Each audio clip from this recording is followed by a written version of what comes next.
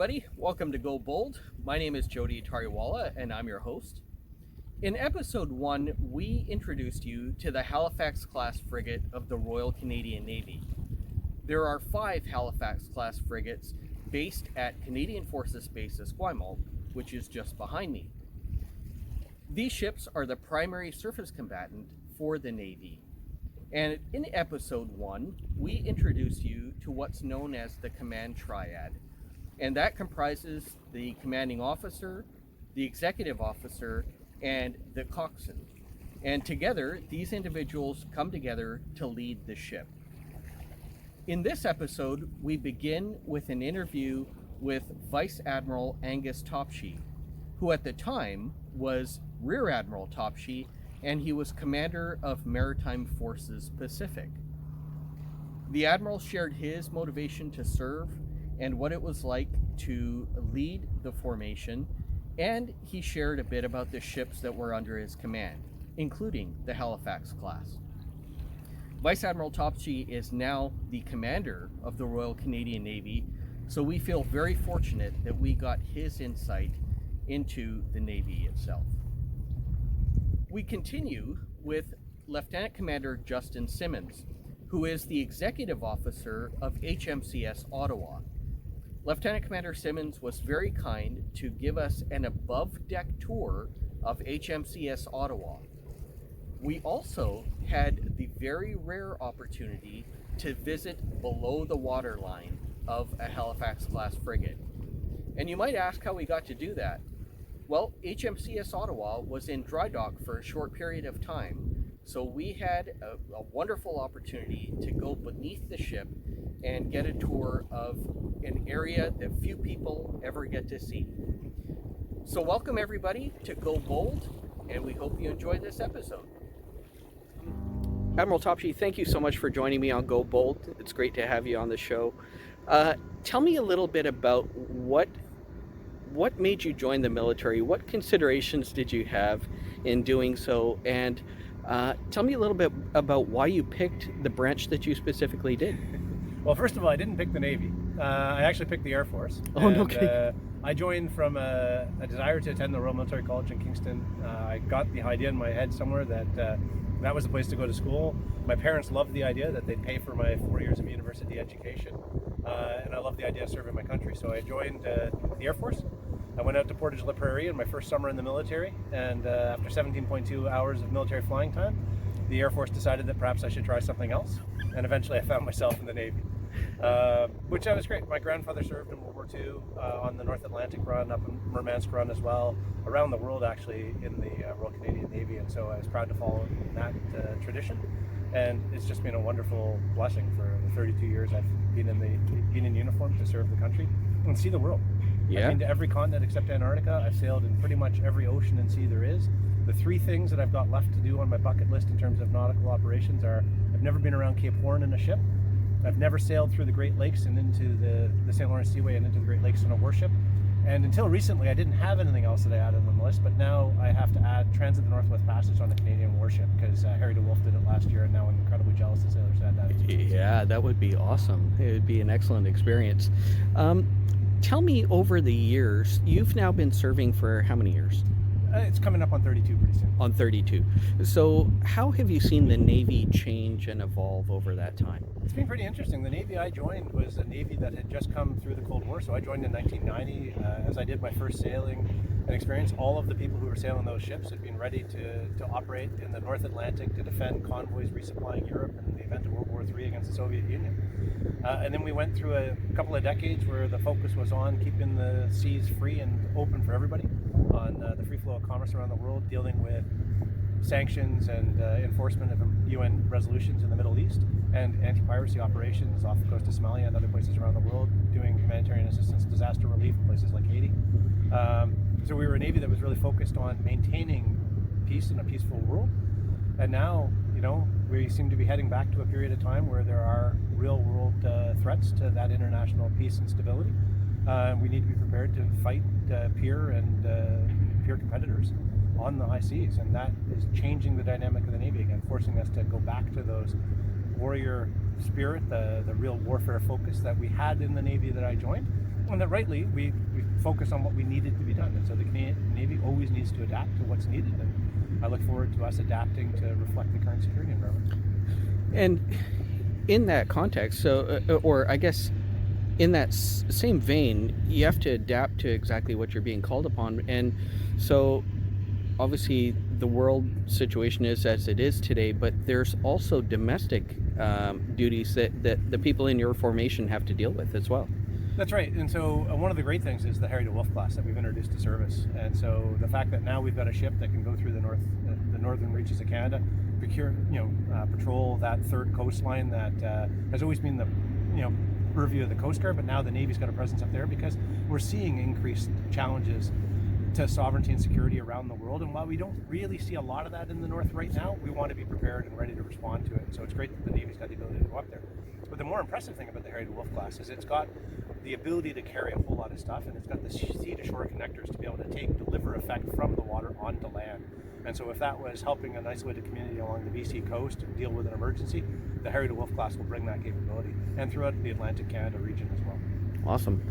Tell me about some of the ships in the Navy, because depending on what somebody is interested in, they could go various different paths. Yeah, so I mean, the frigates have been modernized. The combat system has been upgraded to the modern threat environment. We are probably among the world leaders in anti-submarine warfare, and the Air Force as well has kept up in that field. So I would say that the niche that we would be best suited for is anti-submarine warfare. Since we decommissioned the destroyers, we're not where we need to be on air defense, which is why the Canadian Surface Combatant is such an important project for the Canadian Navy. And we offer an incredible network. Our command and control system is world leading. In fact, it's being purchased by Chile and by New Zealand because they recognize the quality of that Canadian development. And so, our ability to integrate sensors from all sorts of different nations to communicate with allies around the world and to operate at the heart of any task group that we are a part of is really one of the great things that we bring. Talk to me about the Navy, how it's changed in terms of the cross-section of people that have come into the service.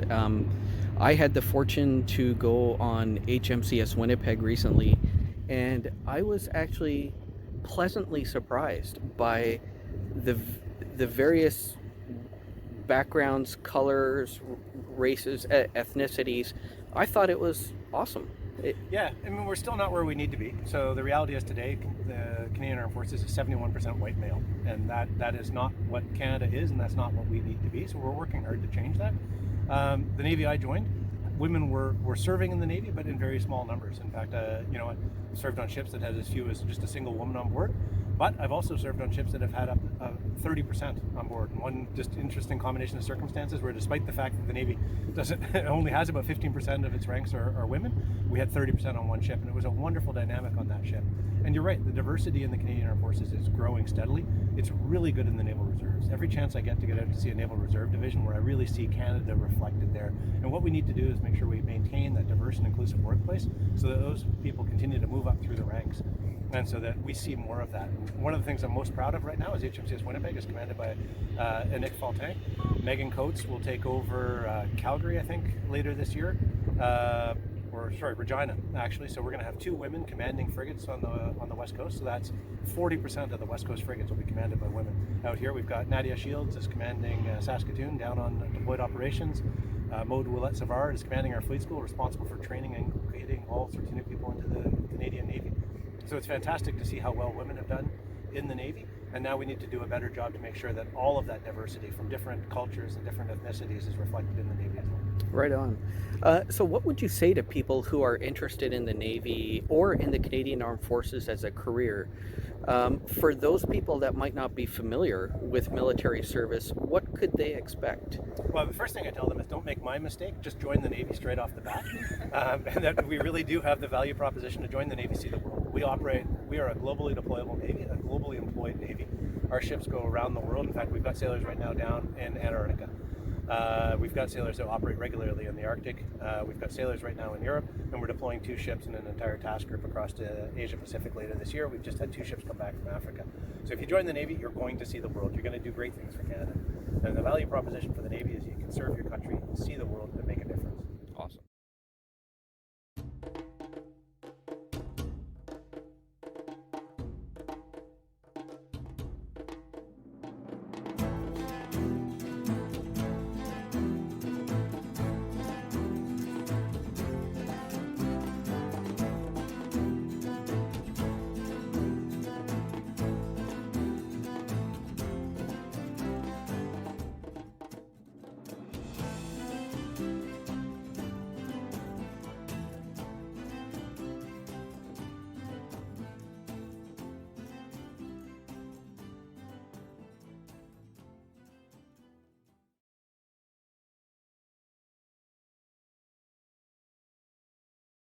Now it's time to do the above deck tour. So let's take a tour of HMCS Ottawa. Come with me.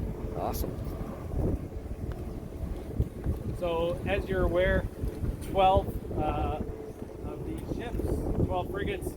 This is the youngest one. These are strategic assets for the government of Canada because each one's worth about $1 billion, right? Actually, what's interesting is the last working period that they had, they put about $100 million worth of metal work and other stuff into it. So just to keep it sustained for the next 20 or so years.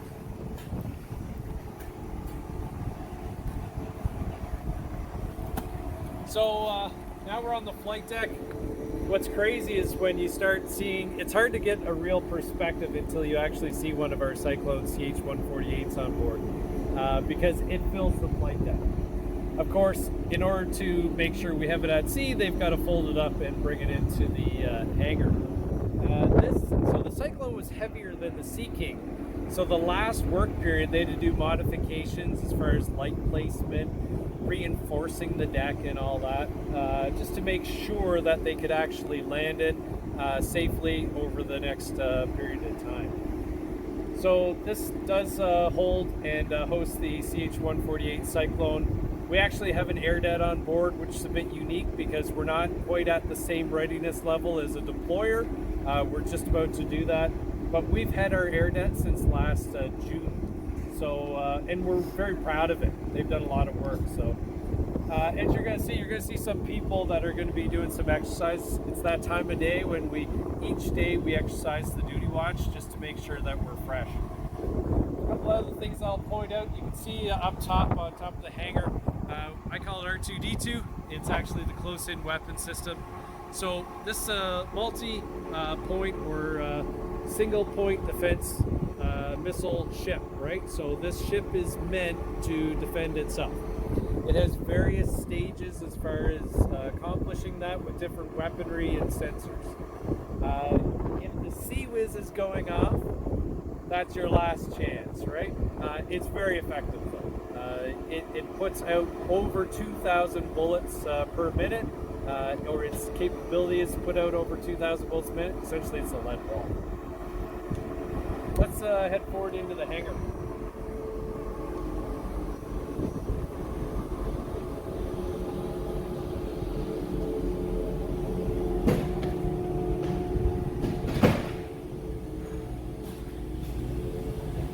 So, the hangar.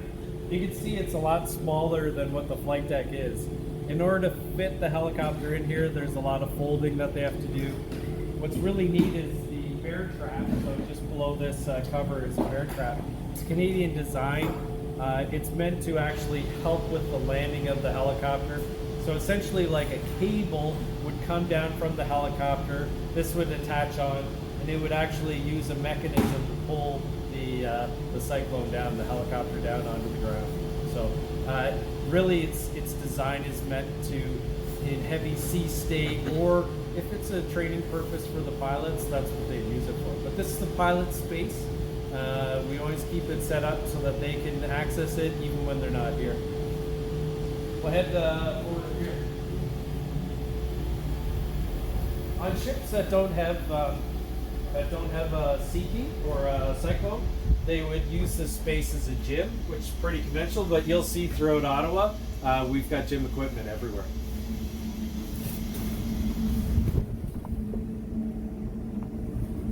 So the ship is in a short work period right now while we're in dock. Normally we would have a full complement of weaponry and the actual ammunition on board. We've had to take that off in order to go into dock, but I'll still explain some of the spots for it. So it's an anti-submarine warfare platform, right?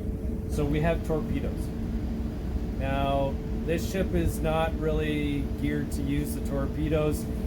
It would rather have the helicopter go out and use the torpedoes, but we do have a way to defend ourselves against submarine threats, and that's use of torpedoes on both the port and the starboard side, or the left and right hand side of the ship.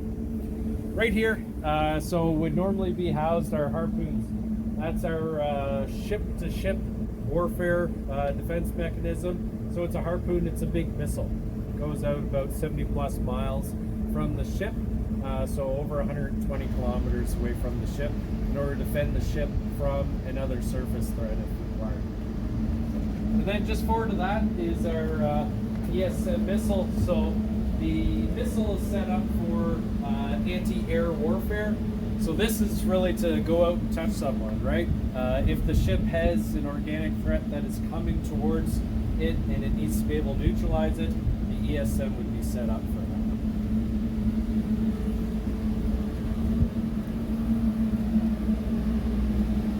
So we've got 240 personnel on board, and in the event that someone would go overboard, we have set up so that we have boats on both the port and starboard side, or the left hand or right hand side of the ship. And really that's set up so that we can recover personnel if required.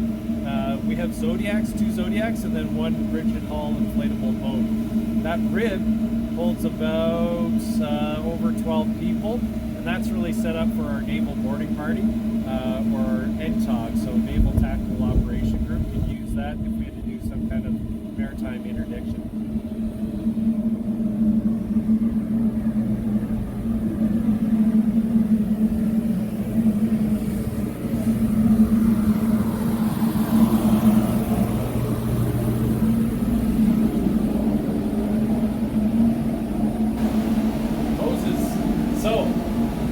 When you're out at sea, the ship can stay out at sea indefinitely as long as it can get food and fuel. So we actually fuel up when we're out at sea. We can conduct these things called replenishments at sea.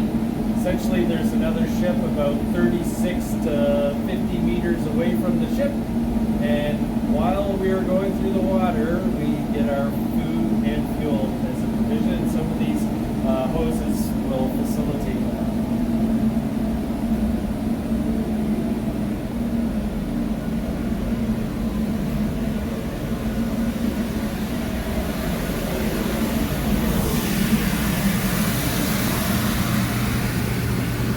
Best part of the ship, so this is where you get a good view of really the weaponry and the overall capability of these ships. So you got the 57mm bow first. It's kind of a small weapon when it comes to naval guns. However, our gun is very accurate, and it's used predominantly, as I said, for the single point missile defense ship. So this would be one of the things, if the missile didn't take out the target, this is very accurate as far as aiming and being able to actually take out or neutralize any threat. It's a fantastic gun for doing gunnery with and all that.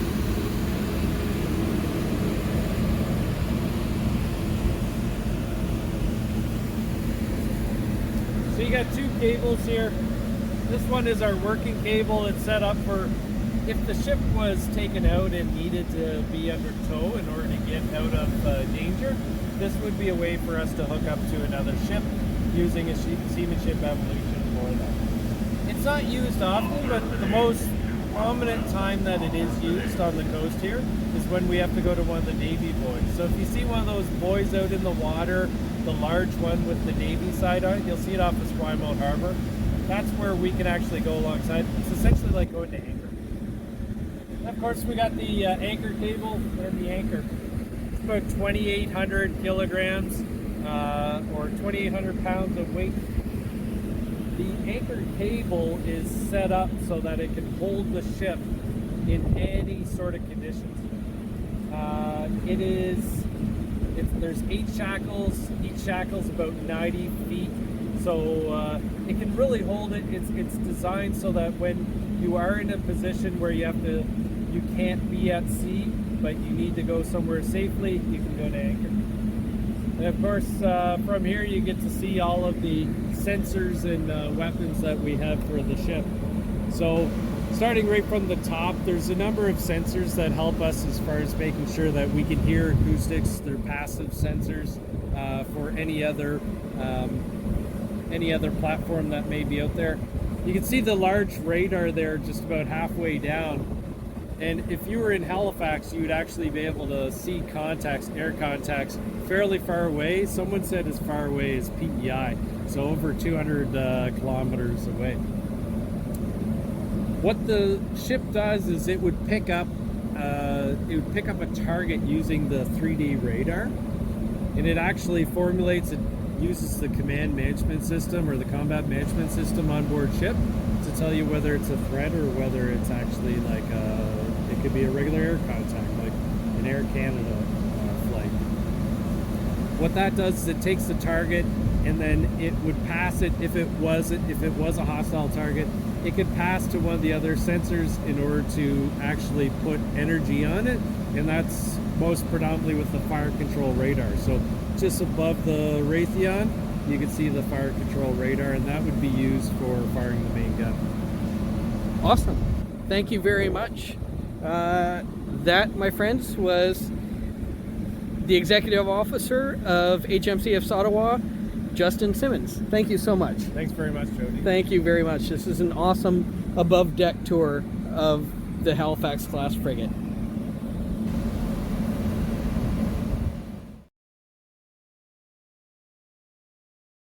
Hey Jody, so XO Ottawa here. We're going to head down below underneath the ship. It's a unique opportunity because not often do you get to go underneath the ship and still stay dry.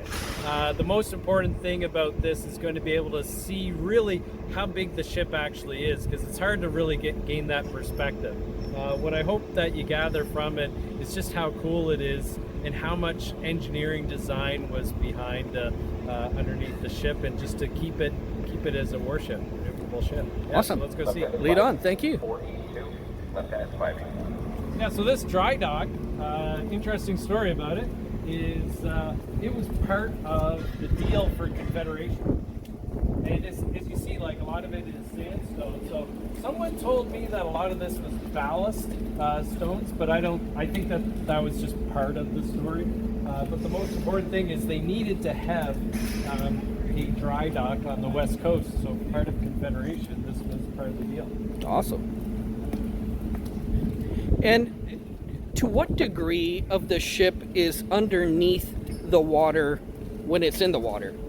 Yeah, so you see, so the black paint up there is called boot topping. Okay. Sorry about that. Hey Tim, how's it going? Good, how are you? Good. It's going to get a little noisy. So that black part is the boot topping, and then the blue part is all underneath. So from the boot topping down is what you would have under the water, and it could be as much as 7.5 meters.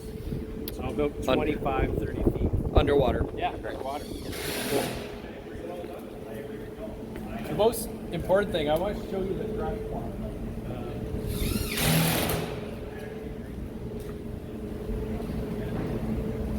So, literally, the weight of the ship when it came into dock.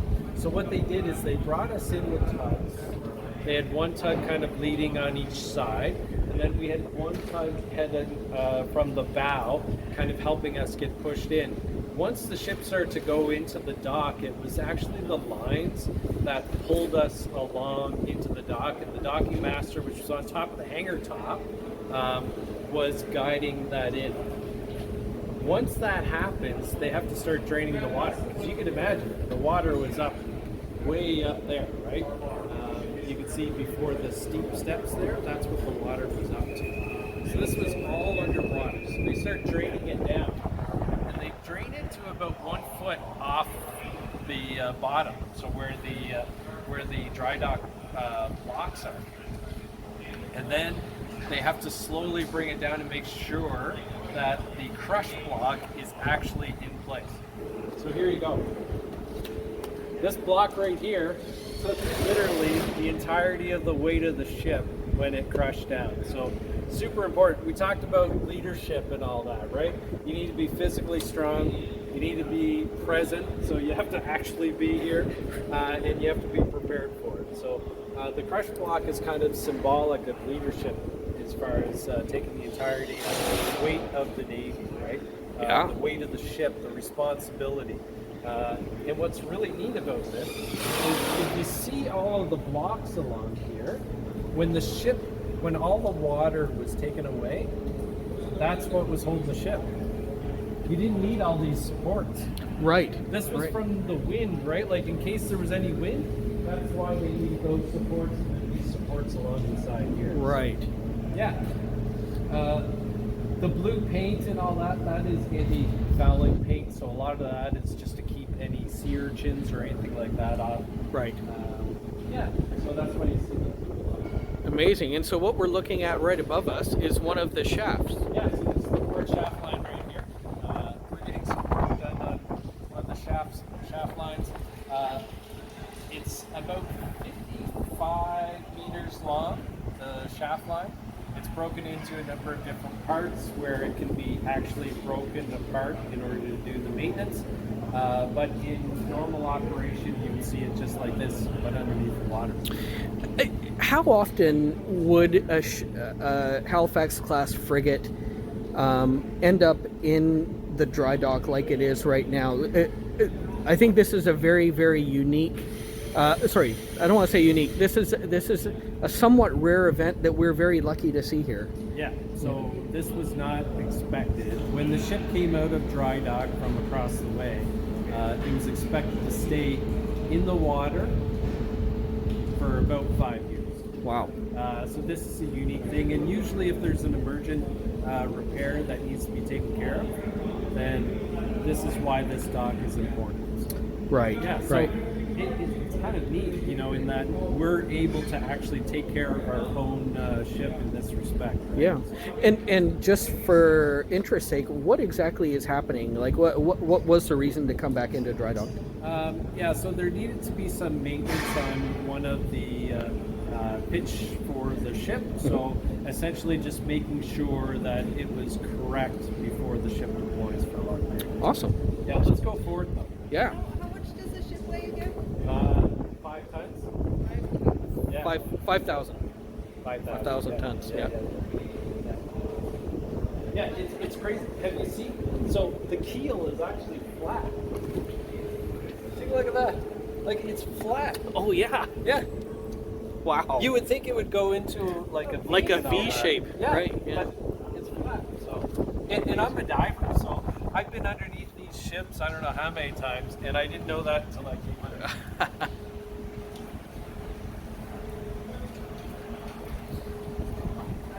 So the other cool thing is they had to drain the water out. Do you know what else was in here? Fish. Oh really? No Yeah. kidding. Yeah, so they had to make sure that they could get the fish out. Get the fish out without injuring them. That's wow.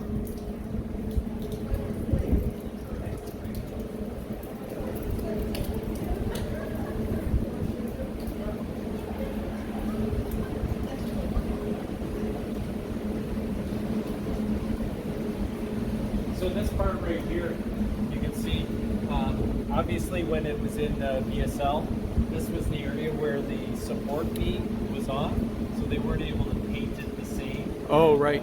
So it took a little bit of pressure, but these are all things that they've identified, so they'll be able to rectify that. Oh, interesting.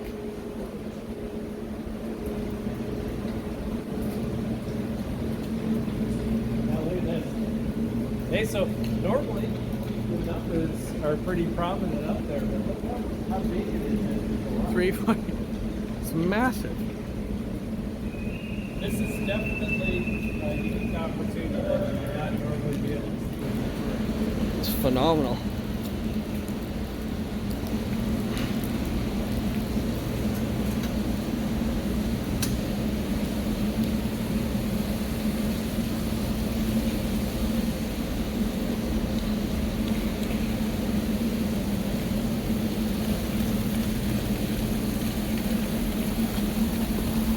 Here, I'll help you get up there.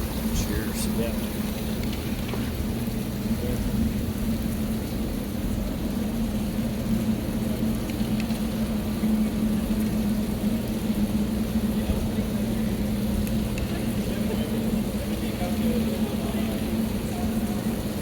Yeah, so look, you see, this is what's really cool. Seeing the anchor there. You see the national flag around and everything. That was amazing.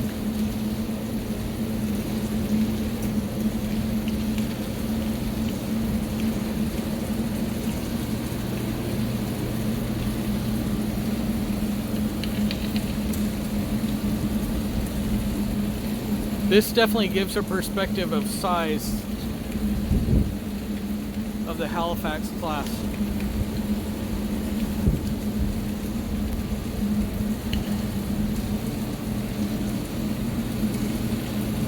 So Justin, if you don't mind, tell me a little bit about the maneuverability of the Halifax class, because the hull is designed to be quiet, and also the ship is designed to be maneuverable. Yeah, so this is actually a great perspective as far as seeing how maneuverable the ship is. You see just from the front here, it's very narrow in the front, and then it kind of goes into the sides. You can see that the ballast on the sides there, as far as making sure that it can maneuver and all that. It's a unique design in that it's not meant to be stable like this. It's meant to really heel over with speed. It's almost like a Corvette, right? It usually, you can use 30 degrees of helm and you'd heel over, meaning like you would lean over about 12 to 15 degrees. I've been in sea state about 10 meter seas on the East Coast where you go over about 45 degrees. So imagine this is perfectly level right now. Right. Leaning over 45 degrees. That's amazing. When you're on the bridge, it's a little daunting, right? So, Right. yeah. Right. And Just be careful where it's slimy here. Okay. Yeah. Thanks. yeah, amazing. Fantastic. Well, thank you so much for showing us this view, because this is an extremely rare event, and actually there's a I guess a draft mark, yeah. Tell you how deep we are, or how far down we are. But yeah, very, very cool perspective of the Halifax class warship that I don't think many people will see. Awesome.